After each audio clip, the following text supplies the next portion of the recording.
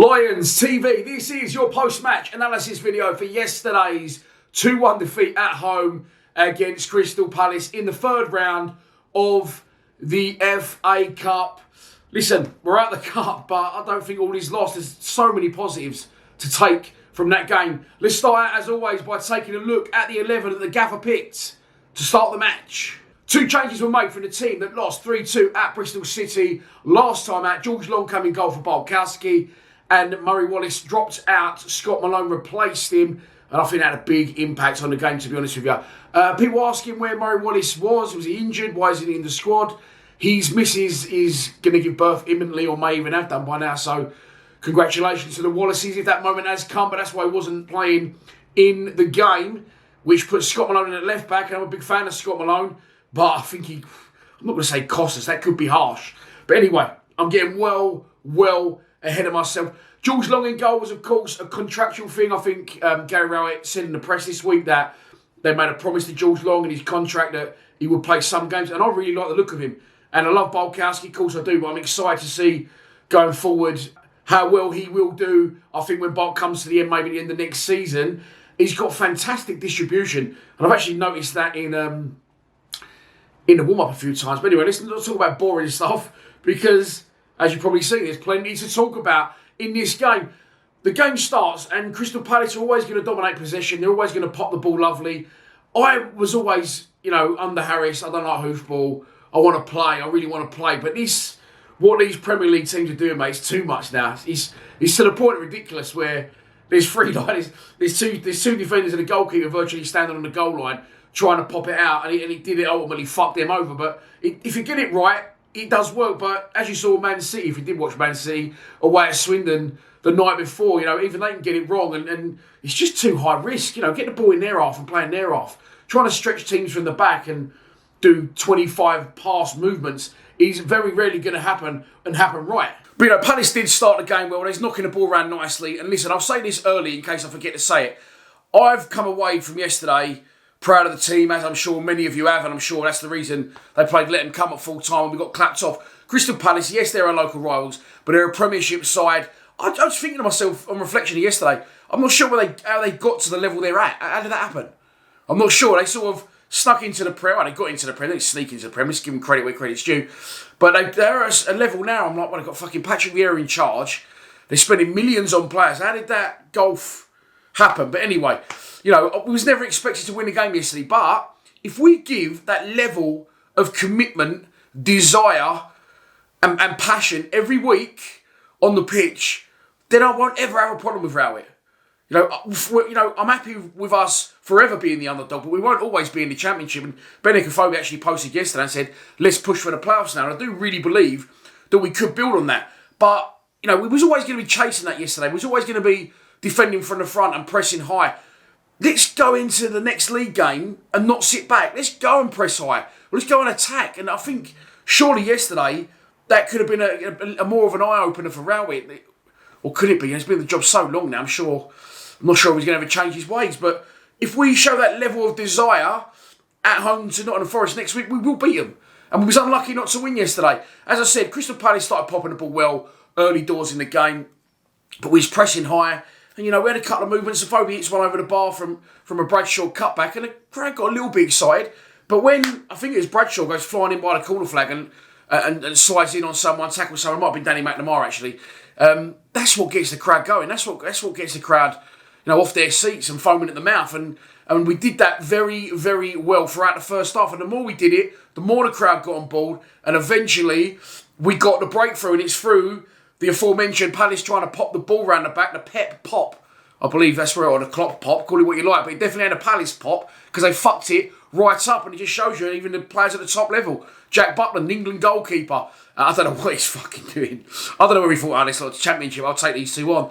But I originally thought Bradshaw got the foot in and Afobe had stabbed it home. But Afobe, it's all the work himself. It's a good finish, make no mistake. He's had to take off the goalkeeper's foot, not give up the calls, chase the lost calls. I mean, how many times you see someone chase a goalkeeper down and get nothing for their troubles? But Afobe, quick feet, one control, one finish. And it's absolute pandemonium at the dead. And I know I said we was going to win yesterday because I did genuinely believe we could have won the game. And quickly skipping back to Connor and Joe's fan camp, I strongly believe we would have won it under Neil Harris. But, you know, we didn't win it. We wasn't expected to win it. But there was, you know, as I said, there's so many positives to take. And throughout the first half, I just thought we was just competing. You know, they had a couple of half chances, didn't they? One from distance, long parries, another one that Gallagher curls wide. But, I mean, right through, you know, man to man, from Alex Pearce and George Long, right through to the strikers. I thought it was brilliant. I thought Saville was really good in the first half. Billy Mitchell constantly demanding the ball when he was at most touches. Richard Cowley tweeted that this morning. And you've got to remember, Billy is as confident as he is at 20 years old. Constantly demanding the ball, constantly trying to keep that wheel turning. It's not always about the killer pass or, you know, or a shot on goal, although, you know, I would like to see him score more goals, as I back him every game for Billy Mitchell anytime. But sometimes it's about keeping that wheel turning. He does that very well. We have to try and keep possession, and that can build confidence with possession, and it can build momentum in the team. So more touches than anyone yesterday. And I thought we'd done very well in the game. I thought Saville, as I said, was brilliant. That tackle right on half-time was absolutely superb. But we go in at half-time, halfway there, and I don't really feel any threat. I feel, and I'm not just saying this because it happened, because it wasn't from the player I thought it was going to happen from. A moment of brilliance was the only way they was going to get back in. I thought that would come from Eze, who did absolutely fuck all in the game. Got booed off, fair enough, when he went off. Maybe it's because he's an ex-Millwall player, obviously, but I don't think that was in his control. He got released by the club, so there you go. I'm sure he'd have been a fucking hero if he'd have stayed, but he didn't. He left, he went to Palace, and he got booed off. But I don't think he did anything in the game, really. Gallagher started to pull the strings. Now, we come out for the second half, and at half-time, I'm fucking 99% confident that any football manager's chat would be, first 15 minutes, do not concede. And then from there, we can consolidate, we can see the game out. And they score. Literally, I popped down, I left half my pints, didn't want to miss any of the game. I went back upstairs, and they equalised straight away. Gallagher gets on the ball. He was getting too much time and space in front of our back four at that point for that 10-15 minute period they had. And to me, Rigo Elevators, Mr. Wallpaper, call him what you like, DJ Crazy Kev, made a very, very good point. He said to me on the phone after the game that Palace won that game in the only sort of window they had to win it, which was when half of our crowd was still at the fucking bar. And there was no, there was no intensity, there was no atmosphere up there. And people were coming up after they scored, going to me, you're joking. I could see people mouthing to other people going, fucking joking. No. Didn't even know Palace had equalised. So they obviously people in the concourse have not heard that the Palace fans, the ultras, all dressed in black. Shout out to you fucking helmets at the front. Yeah, so embarrassing. But anyway, let's leave it there. They won the game. The goal, Conor Gallagher gets it wide, and this is where Murray Wallace comes into it for me, because he'll do it once to Murray Wallace, but he won't do it twice, and he's done it 3 times before we've reacted. Murray Wallace want to put him in a stand, I think, and Scott Malone doesn't. What you've got to realise is Odense, is it? I don't know what the fucking guy's name is who scored their goal, but he was the orchestrator. He pulled the strings. Gallagher puts it wide to him, and he cuts in and fires across George Long. Scott Malone showed him inside, yes, but by the time Scott Malone had got to him, he'd already had control of the ball and decided where he was going. Maybe Scott Malone should have been tight. I always say, fantastic for us going forward. Well, he's gone off the ball slightly. He's not really been getting to the side, has he? Defending, I worry about him. And I said before the game, I didn't think wing-backs were the way to go against a team that have got good wingers and pacey wingers. Because I know you've got your 5 at the back. But when your wing-backs come forward, as Scott Malone and Danny Mack both love to do, Danny Mack was fucking brilliant, by the way, in the game. They're going to get that space in behind. It's exactly what happened. But make no mistake, he's got a lot of fucking work to do, and it's an absolutely fantastic strike.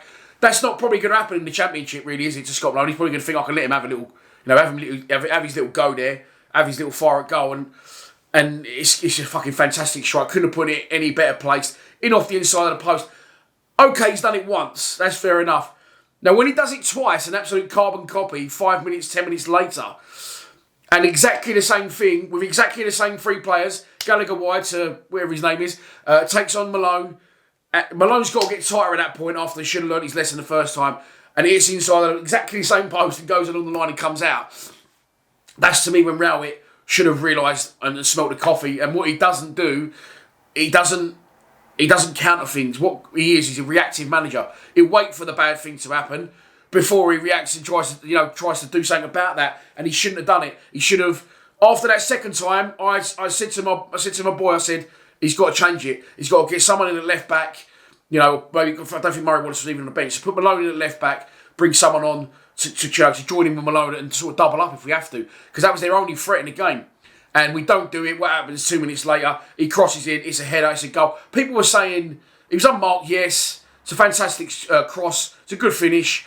People were saying one of their goals was offside. I didn't see that, to be honest. I looked back this morning at the highlights, and their goals looked kosher to me. So no offsides. After that, I thought, fuck, we're going to go. We're going to lose this one 4-1. That was the worry for me at that point. But it didn't happen. He brought on Mason Bennett, as I said, and made the change that he should have done previous. Bennett goes straight over to Malone, whispers something in his ear, and that's the end of their joy down the right-hand side, I think, pretty much in the game. Mason Bennett was brilliant when he came on. He had the bit between his teeth, he had the kick bollock and bite, the Millwall-ness about him, and he starts not only getting stuck in, but making things happen, nutmegged a couple of people, and it's such a shame. It's such a shame with him. And there's no point even mentioning Conor Mahoney no more, because, you know, they're such good players. If they could just get that level of consistency, but I suppose, and fitness as well, don't forget that. That's the thing with these, you know, that's the difference in levels, I suppose, in players' careers. If you know, some people are brilliant but can't sustain it, and it just really, it's a real shame when I see him come on sometimes, Mason Bennett, because he's so clearly talented. But he's unlucky. He has a pop-up goal that doesn't maybe work the keeper as well as he should, but there's a lot of bodies in his way. He sticks a couple of good balls in, and then the wheel starts to turn and we really start to get on top again. And you're looking towards a set piece again or a moment of magic. Shea Ojo, for me, by the way, I haven't even mentioned him yet, was absolutely superb in the game. I don't think he did enough when he come to the club until this point, but maybe I was too impatient. That's been known in the past, because in the last 2 games he's looked like an absolute fucking worldie, and I'll do everything I can to sign him if he continues playing the way he's playing. He is similar to Conor Mahoney, breezes through games. The ball stuck to his foot. It looks effortless. But, okay, he come to the club, he got COVID straight away, and then after 1 game, so he's out for a bit, played bit parts, but now in this 10, in behind the 2 strikers, as I said, I think we look a real threat going forward, and Palace, of course, are going to be a little bit above what we're used to playing, but I think in the Championship, we can really see those 3 start firing. I thought he was superb yesterday. I did say to my boy again, and it popped up in the group chat at half-time, the Lions TV group chat, trial by TV. So he's in the shop window, isn't he? He's on loan at Millwall. And the world's watching. You know, he's going to get a lot more exposure than normal. So was he up in his levels to try and get himself in the shop window and get a move away from Liverpool? I hope not. I'm sure he's enjoying it at the club, and he does look like that, and he's expressing that on the pitch. But as I said, Bennett came on, and he started to do well and pull the strings. And then, right at death, it sort of changed, didn't it? He brought on Matt Smith, Tyler Bury, and Nana Boateng. And at that point, Mason Bennett went over to the right, and that was sort of him done in the game. It wasn't his fault. He just sort of got switched over to the right, and he looked a lot deeper as well, and it was sort of all over the place. When it was people everywhere, and sometimes that's what you need: a bit of chaos, a bit of madness, a bit of fucking people everywhere. Get the ball into the box in horrific conditions, and we did do that. And Billy Mitchell, I just watched it back this morning, sort of right in line with the cross, absolute fucking superb cross, and I think. If the defender doesn't get a touch, Nana Boateng scores.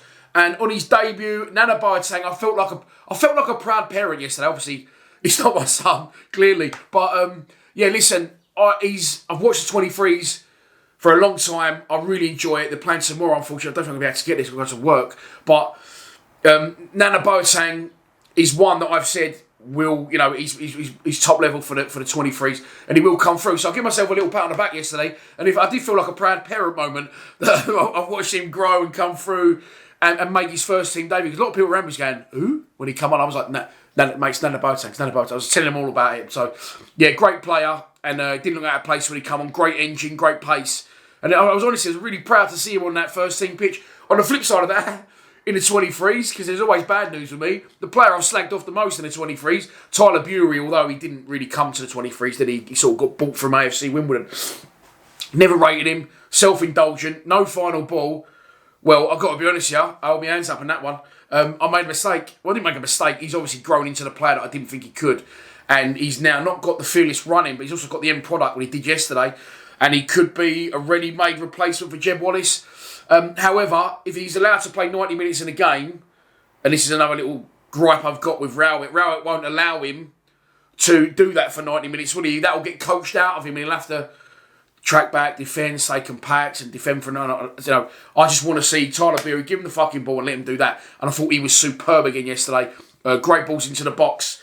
But that's it, so many positives to take from the game. Palace or, South London is ours, the Battle of South London, and all that shit. I did call one of my videos the Battle of South London, but they was expected to win the game, and we pushed them close. We give them a game, and it was a really good, entertaining day. The way that Den was rocking when that goal went in, same with us when, we lost to Brighton a couple of years ago, but when that Pierce's goal, but especially when they know Brian's goal went in against Brighton, I've never heard noise like that at the Den. That's one of the loudest I've ever heard it. And again, yesterday when we scored, absolute, just let it all out. Any anguish, any fucking pain you've got in your life, any down stuff you've got, you just get it all out in that moment, don't you, when Benicofo puts us 1-0 up. And I really hope and pray, look, and I've got nothing against Rowett there yesterday. We perform like that every week, with that level of intensity, that level of commitment. I'll have absolutely no issues with Sir Gary of Rowett going forward, but I know what will happen against Forest. We'll change it back. But listen, that is another video for another day. I had a fantastic day yesterday. I'm proud of the players, and I hope you all had a good day. Of course, there's shit in the press. Listen, fucking welcome to Millwall. What about that? We won't change. And of course, we will always get blamed for shit, and it'll all get added on, won't it? But there you go. We like to be that. No one likes us, and we don't give a flying fuck. They should probably change it to that. No one likes us, and we don't care. Please subscribe to Lions TV. Enjoy the rest of your Sunday. I think I've already said that. Come on, you Lions.